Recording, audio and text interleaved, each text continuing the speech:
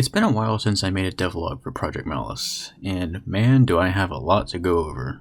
I haven't been feeling as productive over the past few days, so I figured I might as well make another devlog to get my ideas in order and get back on track. In case you can't tell by now, one of the main focal points of this devlog will be the characters that are from Roseblight, who are plentiful enough to consider Project Malice a proper Roseblight sequel. I mean, I'll be honest, it's pretty much Roseblight 2 at this point. The title Project Malice is set in stone, and I don't plan on changing it, but I might have Roseblight 2 be like an alternative title for the game. But I am going to stick with it sort of being a standalone game and not really being a direct sequel. Without further ado, let's jump straight into it. Subject P04, Blayk, the other half of Blight. I think it was a little over a year ago that I made some concept art for Project Malice that included Blayk as a playable character. So yeah, I'm really glad to have them in. Their weapons and abilities are based off of the ones that they had in Roseblight, and are the same ones that Knight uses: the chain gun, the trial launcher, and God Hand. Their special ability, which I'll get more into later, is Pausina, which allows them to apply stasis to nearby enemies. They're also immune to stasis and charm. In comparison to the other playable characters, their weapons have a slow build-up but high damage output, so timing your attacks is crucial to using them effectively. One thing I found to be effective is using Pausina to freeze nearby enemies, and while they're frozen, you can charge up God Hand or the chain gun and turn them into Swiss cheese without worrying too much about them interrupting your attacks. Blayk is unlocked by defeating Knight 3 times. Afterwards, they'll appear outside the entrance to the apartments. When talking to them as Tony, he'll mistake them for Knight, which prompts Blayk to explain that he's not there to hurt them and he's only there for research. Yep, nothing going on here. Just a happy-go-lucky, kind, innocent, smiley gardener that everyone loves. Nothing else to it.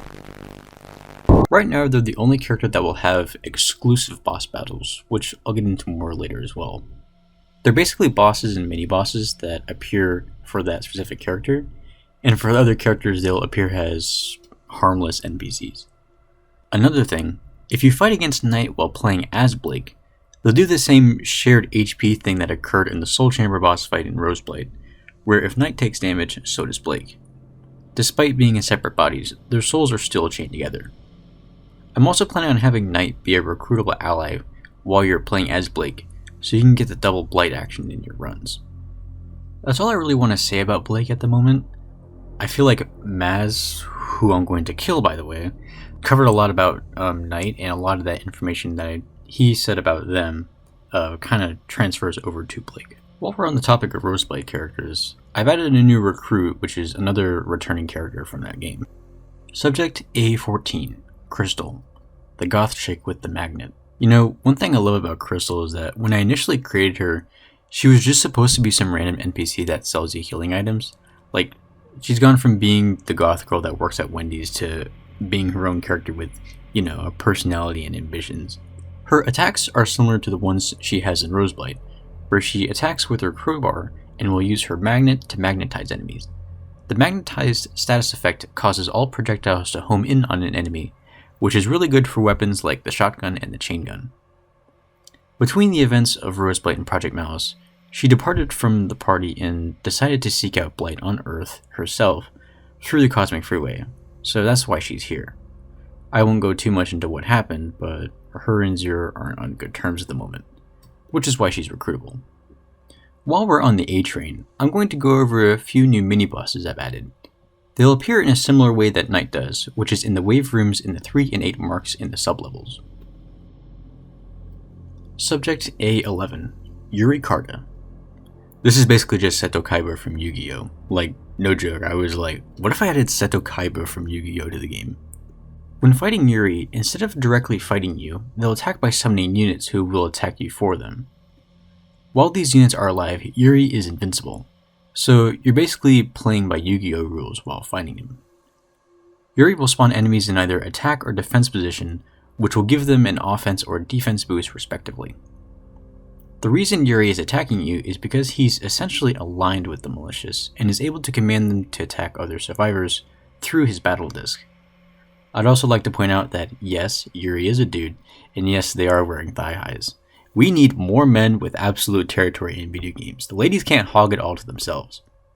I think my thigh-high fetish is getting a little out of control. Subjects A12 and A13, Zero and Diago. I wasn't joking about the Roseblight 2 stuff.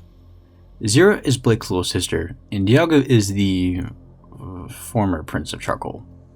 These two are one of the exclusive bosses I was talking about earlier, so they'll only appear while playing as Blayk.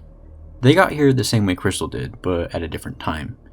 They're here to take down Blight and Marmot before they return to Auko. Zero and Diago both have weapons and abilities that are similar to theirs from Roseblight. Zero can point at you and cause your attack to drop significantly, and Diago can point at you to cause your defense to drop just as well. Zero is also immune to status effects and can completely negate damage thanks to the Nullflower. Diago, like Tony, can reflect projectiles with his sword. Also, since the events of Roseblight, the two of them have gotten a bit close. Diago will occasionally flirt with Zero when she's below half health, healing her and briefly inflicting charm. Zero and Diago have a lot of hatred in their hearts for both Blight and Marmot, and I want to make sure that their ruthlessness in combat reflects their rage. I haven't added this in yet, but I do want to have sort of a way to pacify this boss battle, where if you holster your weapons as Blayk and don't attack them, Blayk, Diago, and Zero will engage in a conversation while they're fighting, which will lead to them sort of coming to terms and understanding of each other if you can survive them. And then afterwards, they won't appear as a boss battle. That would help tie up loose ends and hopefully lead to a better ending later. Subjects E34 and A14, Bonewolf and Stephanie. Yep, you saw this coming. Stephanie is the main protagonist of Torado Tamer, and Bonewolf is the first enemy you encounter. Now, hold up, I know what you're thinking. Alex, why is this character in Project Malice? What relevance do they play in the overall plot of the story? In what way will a pansexual hyper-nympho teratophiliac add to the overall experience of the game? Well, you see, they're Wait. Put Chekhov's gun down. Look, I'm sure there's a completely non-arbitrary reason for me to include these characters other than to pander to the male gaze. Look, I'll figure it out. Surprisingly enough, these two enemies are pretty similar to Diago and Zero, and sort of Yuri in a way. Bonewolf will attack you with their claws, which inflicts bleeding. They can also howl, which will inflict fear. Stephanie will follow Bonewolf and will distract you and inflict charm. If you're not careful, it's possible that you will spend the majority of the fight unable to attack due to the fear and the charm. Also, just like Diago, when Bonewolf is below half health, Stephanie will and restore health to them. I might add a way to pacify this fight as well, where Bonewolf can't fight because, he's too distracted by Stephanie's... Alright, I'll stop. Moving on. With the mini-bosses out of the way, here's some new enemies I've added in. Subject E31, Enforcer. Since my last devlog, something my good pal Spudcat suggested was having a shield enemy that was like an armored police officer that has a riot shield. And I thought that was a cool idea, so I decided to add that in. The shield in front of the Enforcer will reflect projectiles and push you back, so the best way to take care of them is to wait for them to attack, and then shoot them from behind. Damn, where's that Pepsi can when I need it? Subject E32, Wizard. Yep, Magic Malicious. When they attack, they spawn 3 homing projectiles that are very similar to the ones created by the magic missile item. Probably important you target them first when you encounter them. Subject E33, Succubus. Another enemy from Torado Tamer. While they're attacking you, they'll also try to seduce you and inflict charm, just like Stephanie. I was actually planning on adding succubi/incubi to the game before I created Torado Tamer, but they're going to appear much later. Also, just a side note while I'm on that topic, I've changed up status immunities for the playable characters, so Kate is no longer immune to charm like it currently says, which means that Blayk is the best character to deal with these enemies.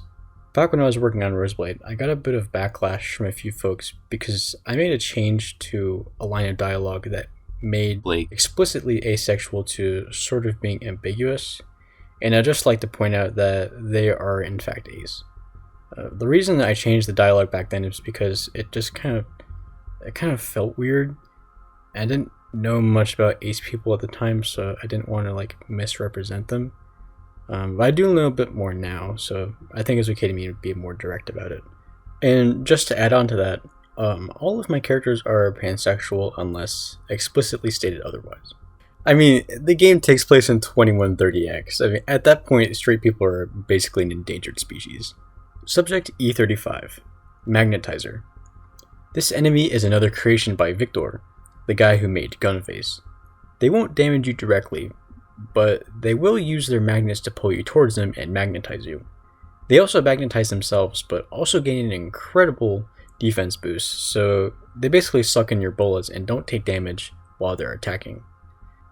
I really like this enemy design, especially with the magnets sticking out of the brain. Subject E36, Throne, a biblically accurate angel. That's right, heaven is getting involved. These enemies are directly inspired by the virtue enemies from Ultrakill.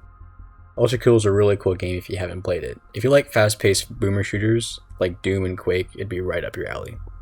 Like the virtues from Ultrakill, they'll summon beams of light onto your current location, and can see you through walls.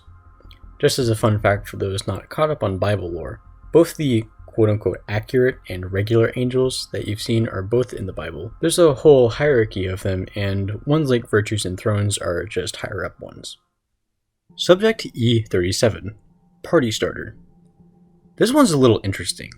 They'll fire slow-moving projectiles that take the shape of arrows, and with these bullets, they will be negated if you're pressing down the button it represents when it hits you. For example, if the bullet has a rightward facing arrow and you are moving to the right, or just pressing the right button, then you'll be immune to that bullet. You'll know you're immune if the bullet has a white glow around it. The easiest way to take care of them is through blocking, which I'll go over later, and pressing the buttons while doing so you aren't moving. This is obviously very reminiscent of Dance Dance Revolution, or if you're 16 and under, Friday Night Funkin'. You'll actually gain health and energy if you hit them correctly, so you can use this enemy as free healing if you want. Subject K924, Saven, the Save Raven from Roseblight. On Twitter I said that they were an A-series subject, just ignore that. Saven occasionally appears in some of the area entrance rooms and will also appear in the shop rooms. When talking to them, you have the option to save and load your game. Now, I'd like to point out that on top of this, I'm going to be adding an autosave system that saves your progress and will let you put the game down and pick it up later if you want. This isn't done through Saven, since Saven won't be available from the start. So why is Saven here? Well, they will have a separate saving progress. This will essentially allow you to jump in between different runs and basically time travel. Let's say you're having a really good run, it's getting pretty good, you have a lot of good items, and you encounter Saven. You save your game with them and move on. Then you die and you have to start over, which will delete your autosave file. When you encounter Saven again, you can load a run, and then you can pick up right where you left off. So you're basically jumping in between different timelines. Minor spoiler territory, but it seems like February and Saven don't like each other that much. At some point, the two of them fight, which means that Saven has some kind of connection with the Maiden. I wonder what's up with that. Subject K925, Godblight, Blight's ascended form. I decided to just call them Godblight instead of Blight with a GHT, so it's easier to not get Blight's forms mixed up. Godblight, of course, is the final boss of Roseblight. There's some changes and additions to their design, but this is essentially the exact same sprite from Roseblight, which means they are technically a bit smaller in Project Malice. Still equally as terrifying. They have 3 attacks, where both sides will attack with their hands, they will laugh and inflict stasis, and will jump up using their wings and slam down with their body. Godblight will only appear in runs where you're not playing as Blayk. This means that one of the playable characters will actively try to kill you while you're not playing as them. Blayk and Knight have some explaining to do. Subject B04, Neckbeard. No, I'm not joking. While you were out getting freaky with a goddess in Toronto Tamer, he was studying the blade. For the longest time, I've always wanted to make a game where one of the bosses was someone who's like a mall ninja edgy neckbeard dude with a katana, but was actually as powerful as they claimed they were. Like at first glance you'd be like, oh wow, another joke boss, but they kick your ass and you'd be like, Oh shit, that's not a joke, boss. Neckbeard's attacks mostly involve them attacking with their sword and teleporting around the arena. He can literally teleport behind you and attack you. He can also dash through you, attack rapidly JoJo style, and cut through the air to create bouncing projectiles that pierce through you. He can also reflect projectiles, just like every other sword-wielding enemy. With the enemies out of the way, I'd like to go over some of the new mechanics I've added into the game. I've reworked a few things gameplay-wise that will hopefully make things a little more interesting. The first new mechanic is blocking, which is in addition to dodging. Currently, whenever you dodge, you're basically just invincible for a few seconds and are able to dash in a certain direction. Now, when you press the dodge button while standing still, you will block attacks. While doing this, you can still receive damage, but the damage is reduced based on how much energy you have. Blocking slowly consumes energy, and the more energy is consumed, the more damage you take while blocking. You can still dodge by pressing the button while moving, and if you continue to hold it down after dodging, you will then block afterwards. Blocking basically makes it possible to take damage and reduce it by standing still. Whenever you block an attack while your energy bar is above 95%, this will count as a perfect block, and will completely negate damage and restore your energy completely, which means if you time your block correctly, you can basically take no damage from all attacks. The second new mechanic is specials, which I briefly mentioned earlier. When blocking, if you press the fire button, you will do a special. Each playable character has a unique special, which all do different things. In the current public build, Kate is able to taunt enemies when you hold down dodge after dodging an attack. I've basically removed this and remade it into her special, so Kate's special is taunt. Tony's special is lunge, where he lunges forward and attacks with his rapier. This attack deals double damage and pierces through enemies. This is a great way to counterattack enemies after blocking their attacks.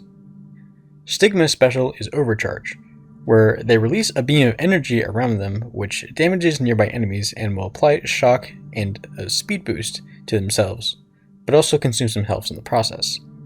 This basically lets you kill nearby enemies and move around quickly. The shock will also make up for some of the health lost. Blake's special, like I mentioned earlier, is Pausino. I think at some point I might add in alternative specials that you can swap out to spice things up. For example, giving Blayk the option to use Pausadina instead of Pausino, which has a longer cast time but has a wider area and a longer stasis duration. And also having them use their water can to douse enemies in water for something a little less intense. Kate can do something like take a selfie and inflict both charm and regen to herself. Stigma can do like a mega laser attack, which takes out a lot of health but deals insane damage. An idea I had for Tony was him doing something similar to the projectile boost from Ultra Kill, where he whips out his rapier and his shotgun, and then as he fires the shotgun, he attacks the bullets with the rapier to make them go faster and explode. How cool is that? These are all just hypothetical ideas, so they might not make it into the game, but I just wanted to share them. The third new mechanic is jumping. Yeah, you can jump now. It doesn't have much of an overall practical use, but I thought it'd be cool if you had like an option to jump on command. It's not like a run over the pits thing like in Roseblight, like you just press space. While you're jumping, there's no friction or air control, so you just keep moving in the direction that you were going. You can also attack midair, so you can use the recoil from the shotgun to push yourself backwards, or like a melee weapon to move yourself forwards.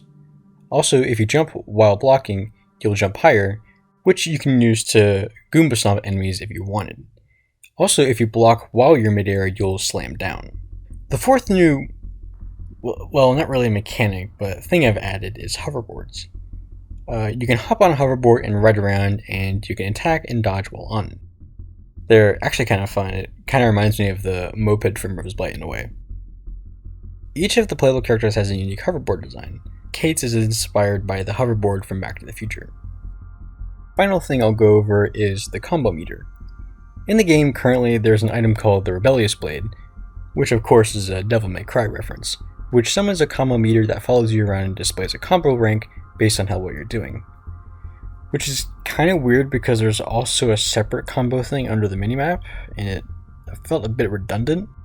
So I decided to combine the two and have the combo meter from the Rebellious Blade as a part of the menu.